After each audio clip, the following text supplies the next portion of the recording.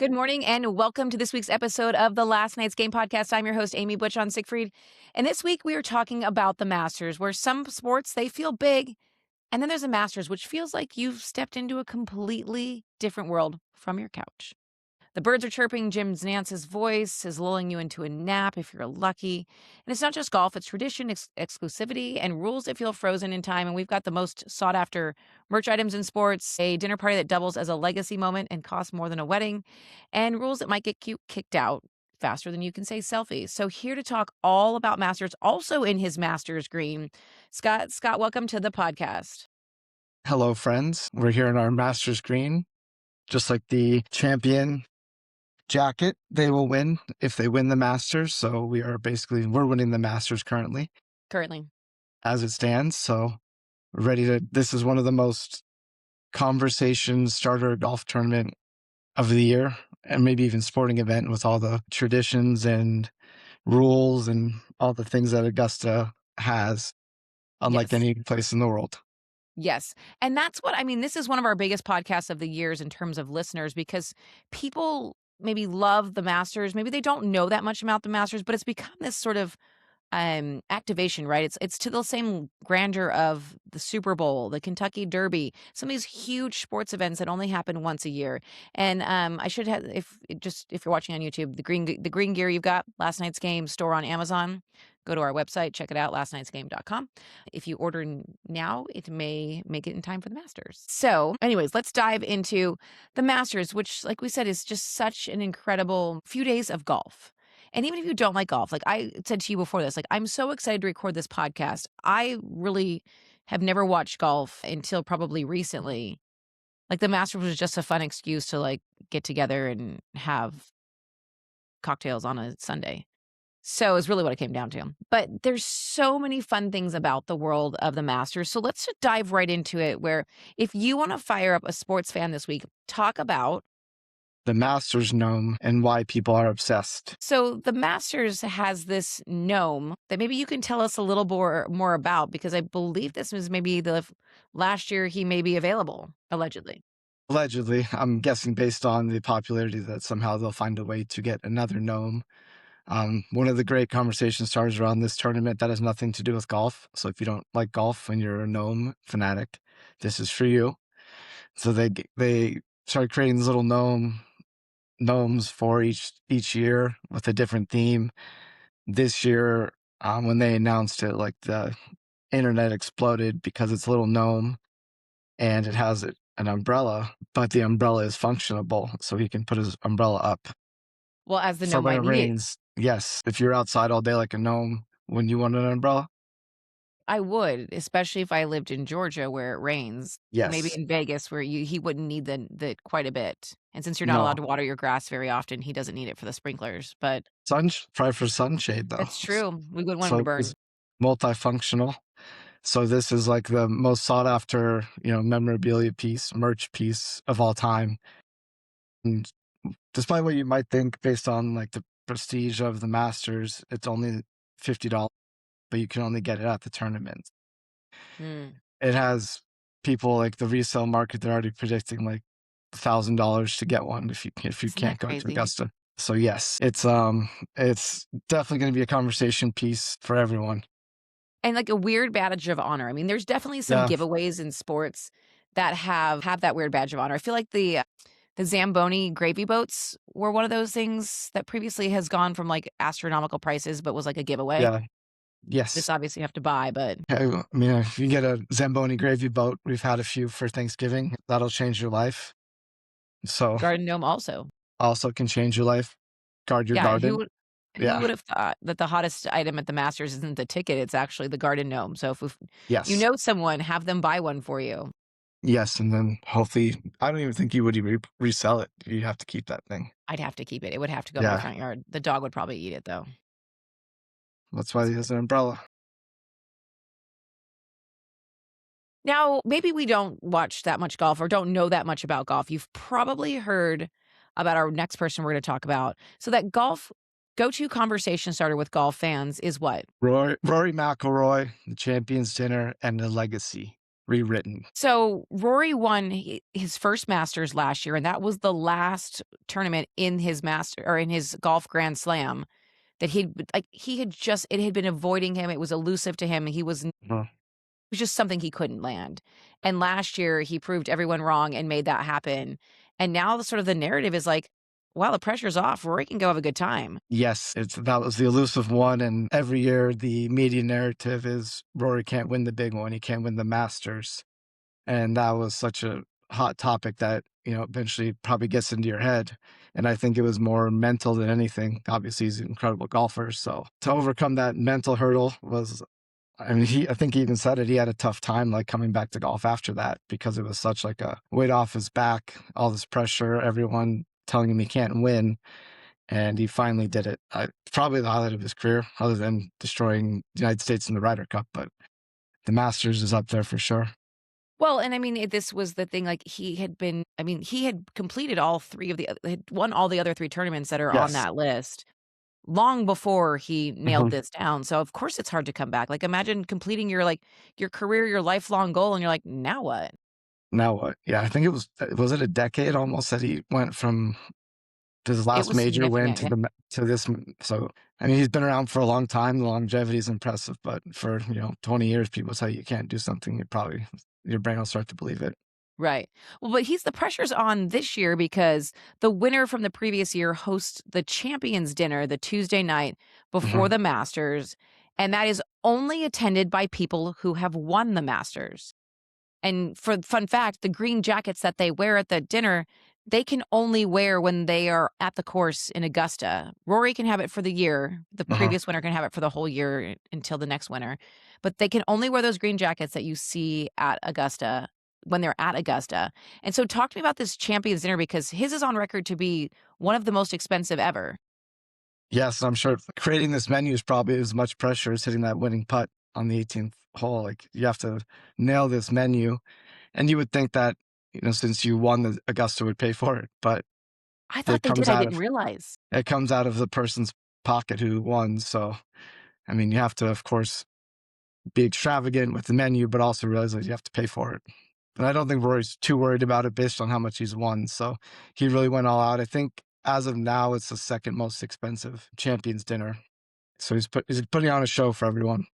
Well, I mean, you win it once and you're like, you might as well go all I mean, because some people do simple menus. We've seen Yeah, much more simple menus. Scotty Scheffler, or was it last year? simple, simple man. It Yes. was like his dad's one of the dishes was his dad's, like, recipe. Hmm. But I mean, Rory's going all out with, some unique things, like his tuna carpaccio inspired by his favorite restaurant, sticky toffee pudding, a very traditional dessert for him, but definitely personal touches of the bacon wrapped dates from his mom's recipe. But there was something about wine. Talk to me about the wine. He drank really expensive wine right after he won, like a Chateau Lafite, I think it was, of the year he was born. And is he bringing that back for the actual dinner? He has tapped into the master's wine cellar to bring back some very, very expensive bottles of wine. I mean, you may only win it once, and it was a lifetime achievement, so you might as well do a deep dive into that wine cellar and pull something nice out.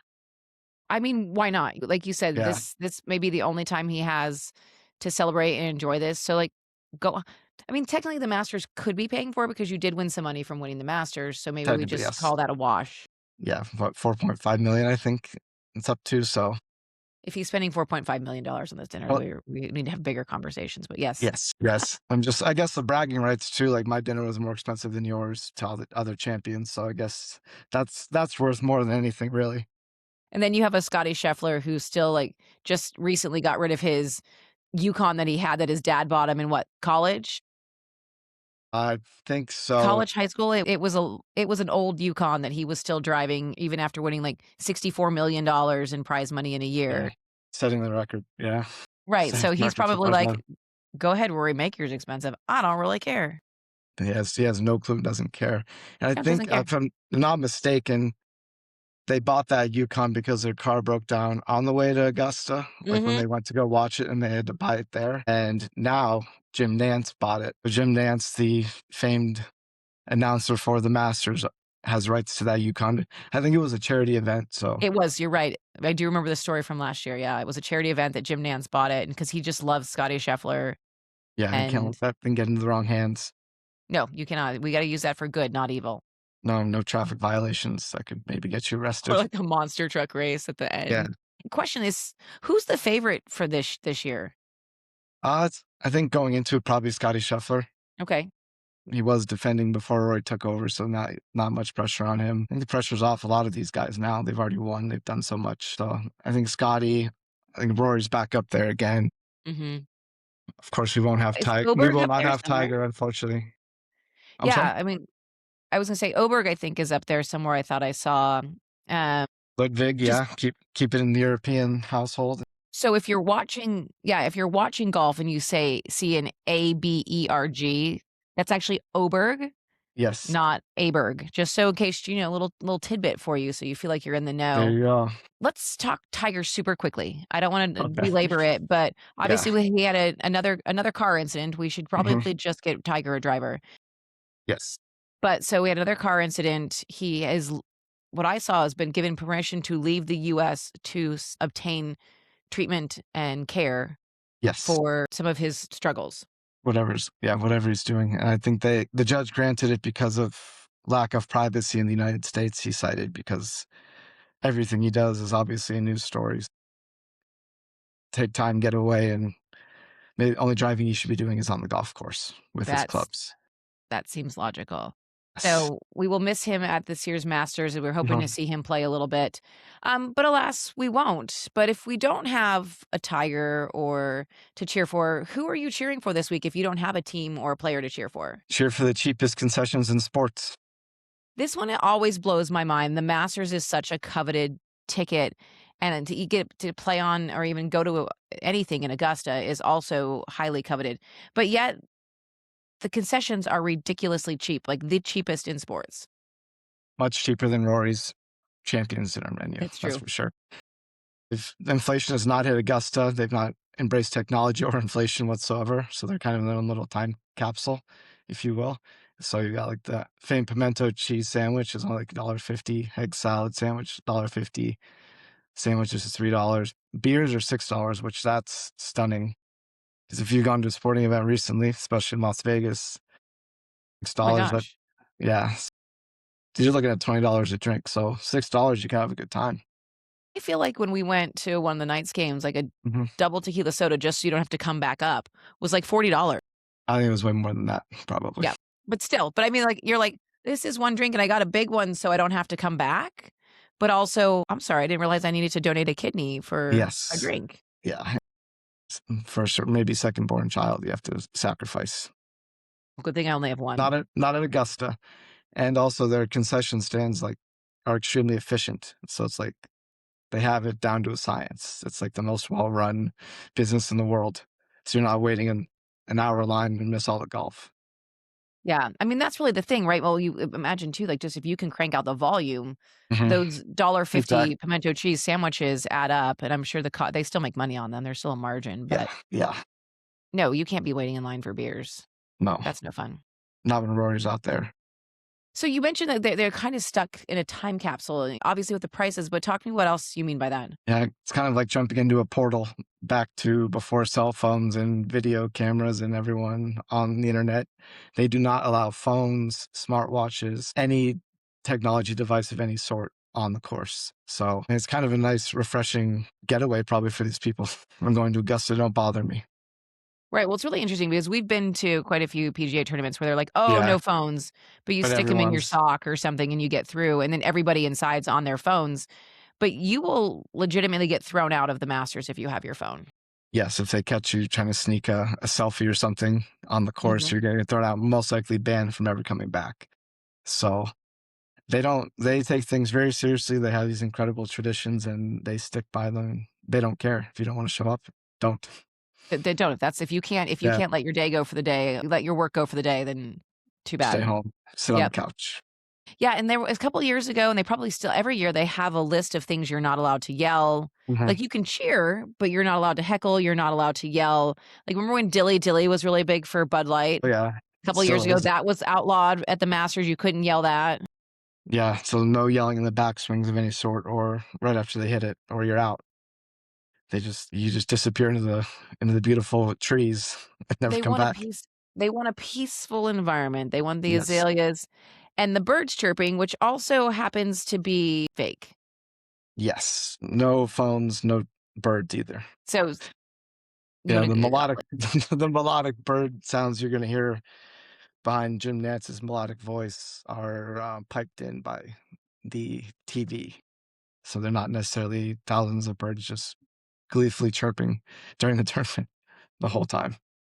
Yeah, I always like that's one of my favorite facts about this whole tournament because it is, and you listen to it, and it's peaceful, and Jim's voice Dan's Mhm. voice is always very melodic and very mellow-tone, and you lay Yes. on the couch, and you end up falling asleep because you're watching Yes. golf, and there's birds chirping, and it's sunny, and the azaleas are beautiful, and Yeah. so you look at all those pieces, it does definitely have that peaceful vibe, to it at all costs, so but we were talking about getting thrown out.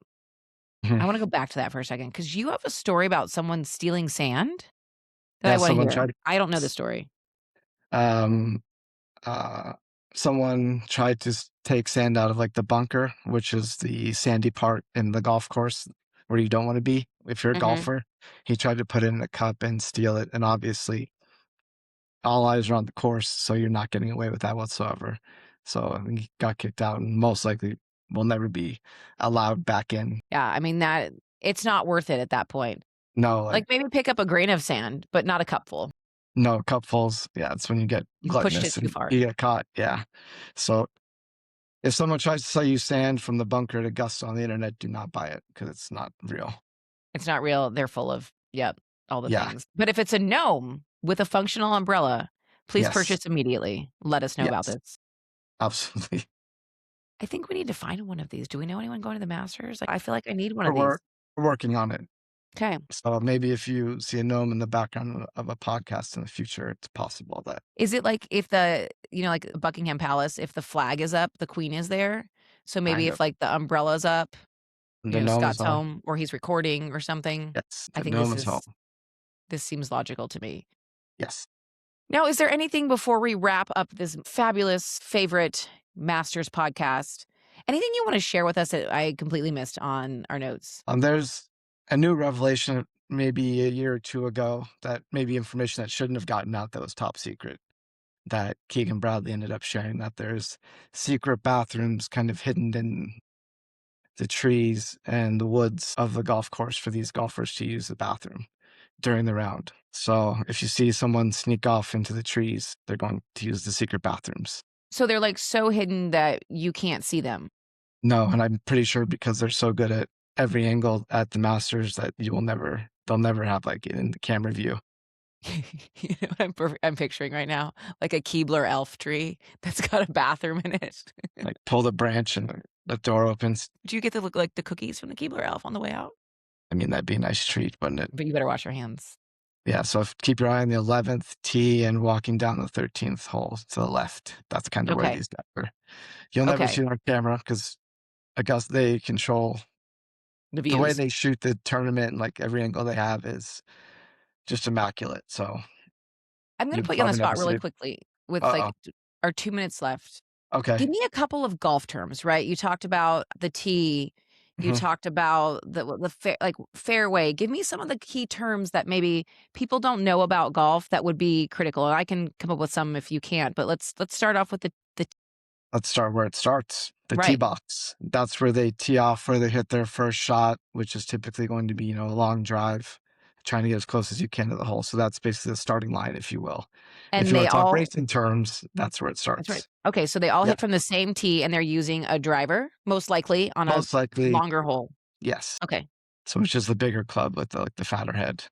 And then the par is sort of the difficulty of the hole. Yes. So it's a standard like par three, par four, par five. So a par three, you have three shots to make it, and par is very good for any amateur golfer would love to get par, but some of these guys are much better. So if you can get one shot below, if you shoot a two, if you make it in two on a three, that would be a birdie, which the birdies at Augusta are not there. That's true. So in golf, when they say under par and Yes. there's a negative, that's a winning thing, like, that's positive. Negatives are positive in golf, yes. Yes, so the lower the number, Mhm. the better. Yes, you want to be negative in golf. So you want to be negative in golf. I am negative when I golf. Does that help? Okay, so we have and then the fairway. The fairway is gonna be like the well-manicured strip of grass in between the tee box where they tee off and the hole. So that's where you wanna hit it because that's where the grass is well manicured, better to strike the ball, better contact. Because if you hit it off the fairway, you could be in woods or deep grass, and that's not good. I'm trying to think what else, other things, Bunker, which a is the bunker, yes. sand. Yes, we've as discussed. So the bunker is the sand where you really don't want to be because it's harder to hit the ball and make good contact. And let's see, And eagle. we yeah, eagle. So birdie is better than par, and eagle Yes, is 2 under par. So if it was a 2 under par par. 5 and you made it in 3 shots, Birdie, eagle. e Got it. What about if I go over? uh, Does that have a name? yes, and that's not good. We don't want to go. No, we don't wanna go over. It's called a bogey. A bogey. You're Bogey is screwed. bad. B for Bogey. bogey, bad. Okay, got it. Yes, so those are some terms. You got those, you've got the gnome, you've got bathrooms. You've got this all wrapped up in a great little bow. So thank you for letting me put you on the spot there and give us some golf terms just to wrap us up. And if sports comes up this week, you don't have to talk scores. You can talk about the hottest event of the week, the Masters, of course, the Gnome. You can talk about the Gnome, the invite-only dinner, and the fact that your sandwich costs less than your Starbucks coffee that you are currently drinking while you're listening to this. And you can do it all with a side of a golf nap. So thank you for being here with us today. And that's the sports news you'll want to spill.